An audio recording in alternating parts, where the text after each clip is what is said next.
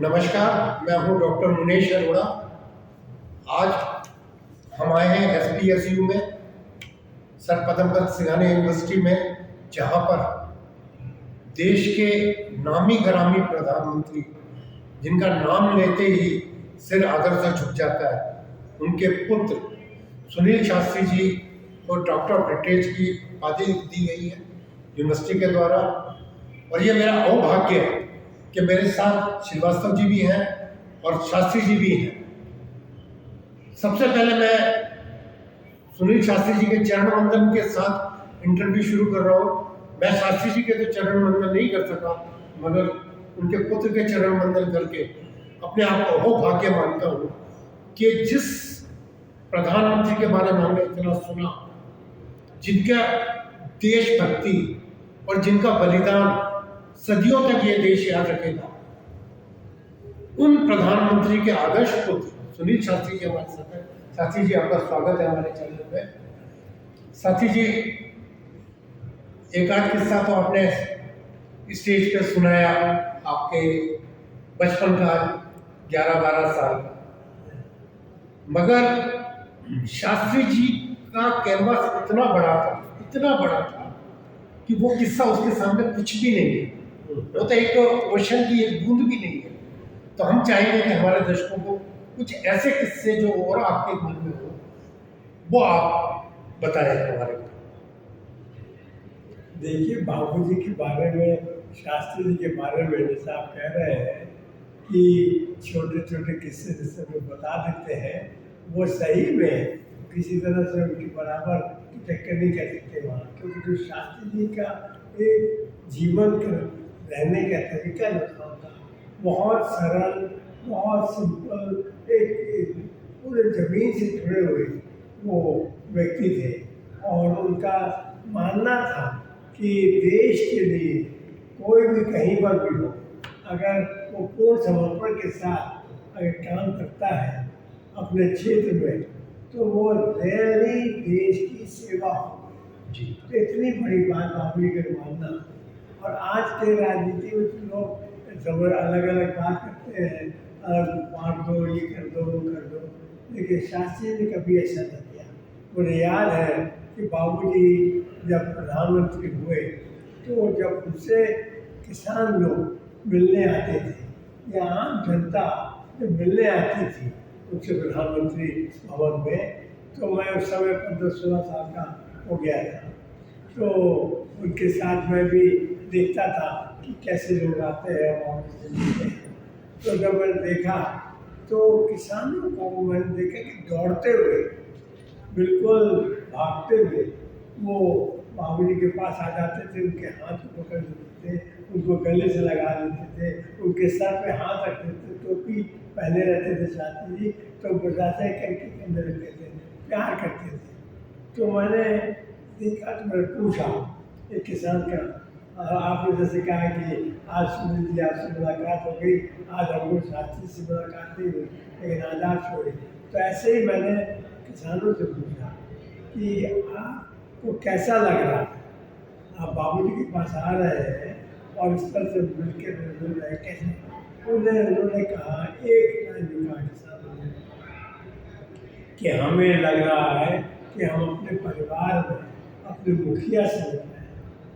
इतनी बड़ी बात कही उन्होंने। एक पढ़ा लिखा किसान नहीं था, लेकिन उसने यही कहा कि हम अपने परिवार में एक अपने मुखिया से मिल रहे हैं और उनसे हमको प्रेरणा मिलेगी। तो ये इसलिए बिना डरे, बिना संकोच, उस समय कोई सिक्योरिटी इतनी नहीं होती थी, सही बात, लेकिन फिर भी सिक्योरिटी तो प्राइम मिनिस्टर की थी, लेकिन बाबूजी ने खुला अपना दरबार रखा था, खुला घर रखा था, जो भी आना चाहे आए, हम लोगों से मिल ले। अम्मा से जाकर मिल लेती थी, महिला जितनी थी, ललिता शास्त्री से हमारी माँ से मिलती थी, और घर में देखती थी कि वही बाबूजी की खाना बना रही है, कितना सिंपल खाना, लौकी, मूंग की दाल, रोटी, फुल्का, ये सब खाना बाबूजी को बनाती थी। तो वो देखकर लोग भी आश्चर्यचकित रहते थे कि साहब प्रधानमंत्री है और प्रधानमंत्री की पत्नी है, आपको कुर्सी बनाती यही करती है। तो बाबूजी का ऐसा था तरीका कि उनका मानना ये था कि भाई हम जब तक अपने देश को आगे नहीं बढ़ाएंगे तब तक हम लोग कुछ नहीं कर पाएंगे। Let us all work together, सब लोग एकजुट होकर एक साथ उठे, खड़े होकर। आप विश्वास नहीं मानेंगे, छोटा सा वो कपड़े अपने धोने के बाद खुद फैलाते थे। प्रधानमंत्री होते हुए भी अपने तौलिया और जो है वो खुद लाकर डालते थे और फैलाते थे, और सूखने के बाद उसको कलेक्ट कर लेते थे, उठा लाते थे। तो उसमें यही नहीं, मैंने देखा कि बाबूजी हर बार जो नहा के निकलते हैं तो कुछ ऐसा हाथ में पकड़ के ले आते, क्या आता है? तो मैंने पकड़ लिया, मैंने कहा बाबूजी नहीं बताइए क्या है यहाँ? उनका ये साबुन है बेटा, सोप केस में है, साबुनदानी में है, इसका जो है पानी में निकाल देता हूँ, और पानी निकालने के बाद लेकर बाथरूम में नहीं छोड़ता, क्योंकि वहाँ छोड़ूंगा तो गल जाएगा। बस बाहर निकाल कर आता हूँ और धूप में दीवार पर खड़ा कर देता हूँ साबुनदानी। That's a great अब lesson. Prime minister of India कोई कर सकता है, कोई सोच सकता है? सर, एक किस्सा और छोटी सी साबुनदानी पानी उसका निकाल कर फैला जाते थे, और जाने से पहले, दफ्तर जाने से पहले उसको उठा के रखना। सर एक बात बताएं, मुझे एक किस्सा याद आ रहा है बाबूजी का, जो बहुत प्रचलित है। जब बाबूजी रेल मिनिस्टर थे तो उन्होंने आपकी मम्मी को ये नहीं बताया था कि वो रेल मिनिस्ट्री है।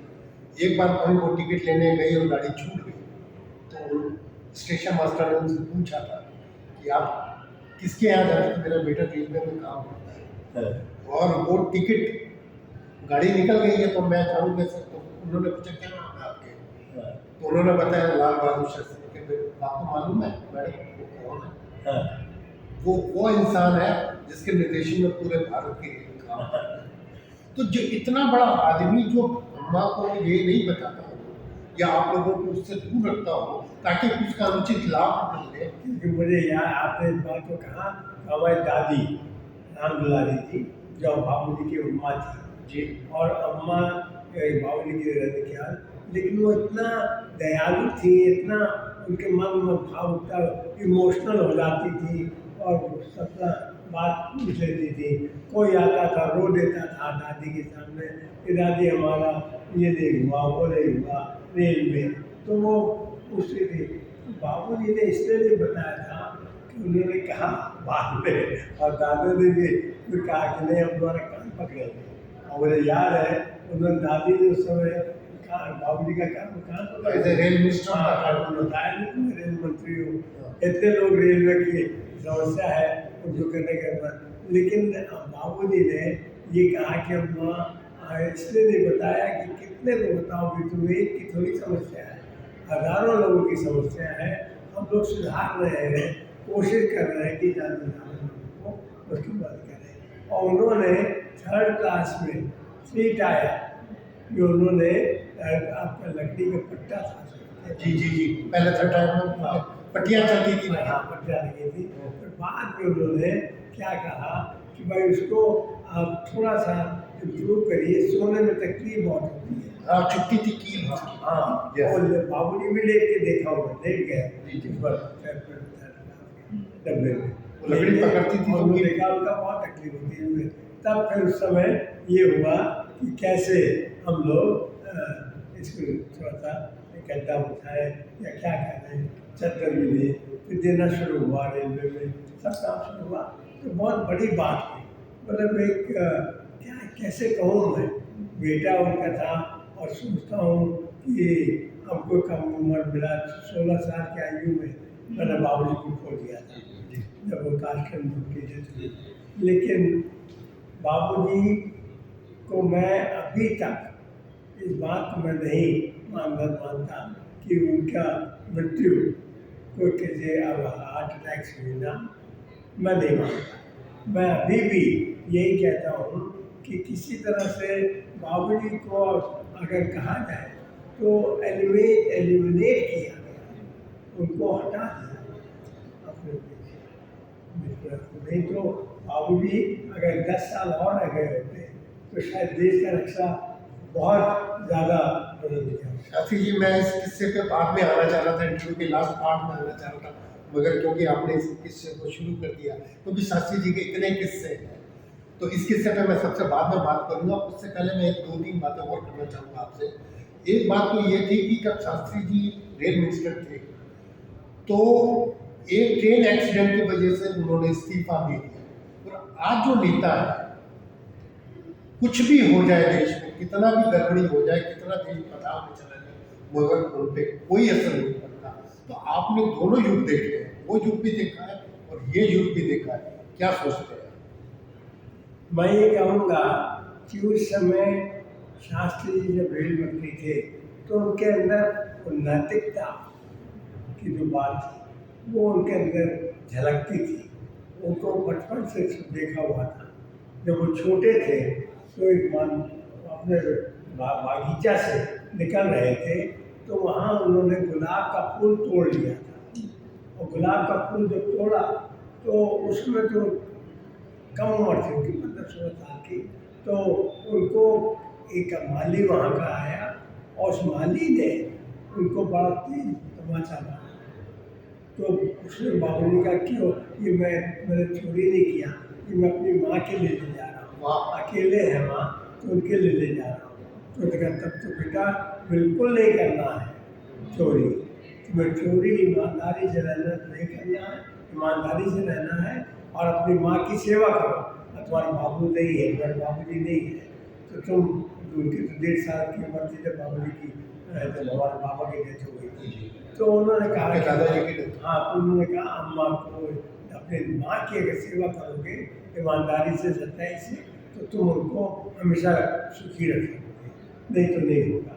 तो बाबूजी रोते हुए आए घर में, तो दादी ने पूछा कि क्या हो गया बेटा, तो कहा उसको बहुत ही क्या तो बाप को नहीं मिलता है और कोई और दूसरा अगर देखता तो शायद ना करता, लेकिन उसने तुम्हें अपना समझ कर उसने तुम्हें थप्पड़ मारा और कहा ऐसा मत करो, तो एक सबक है, तुम सीख लो।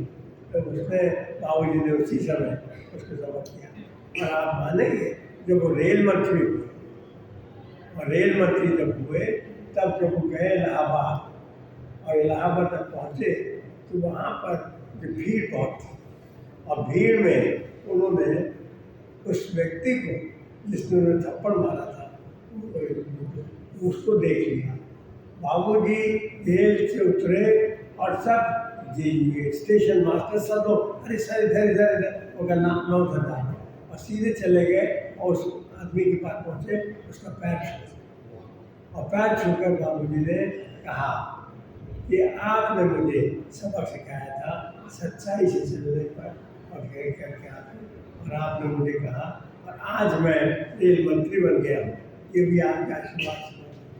देखिए अब ये कौन नाच का नेता करेगा, कौन करेगा, कौन सोचता है, लेकिन उस समय सर आज आपको डिलीट की उपाधि मिली है SPCS में, मगर मुझे शास्त्री जी का एक किस्सा याद आ कि जब वो बहुत छोटे थे तो अपनी पढ़ाई उन्होंने पूर्व लैंड के नीचे गलियों के उसमें रह कर की, और वो नाव से जब जाते थे तो उनके पास कपड़े नहीं थे, तो वो तैर के उसको पार करते थे। उस किस्से को थोड़ा विस्तार से बताएं ताकि लोगों को एक प्रेरणा मिल सके, क्योंकि हम एजुकेशन इंस्टीट्यूट में बैठे हैं। मेरे बाबूजी के ऊपर बहुत गहरा जो गरीबी थी और जो उनके पास कमियां थी वो इस हद तक थी जो आज एक साधारण परिवार में लोगों के होती है। आज भी, आज चाहे बिजली आ गई हो, लाइट आ गई हो, लेकिन कई जगह लाइट नहीं रहती, लेकिन बच्चे अंधेरे में पढ़ते हैं, आज भी तकलीफ हो जाती है, लेकिन उस समय तो बहुत ज़्यादा था। तो मुझे याद है कि बाबूजी लैंप पोस्ट के अंदर नीचे बैठकर पढ़ते थे, और कब पढ़ते थे, जब 7 बजे वो जलना शुरू हो जाता था।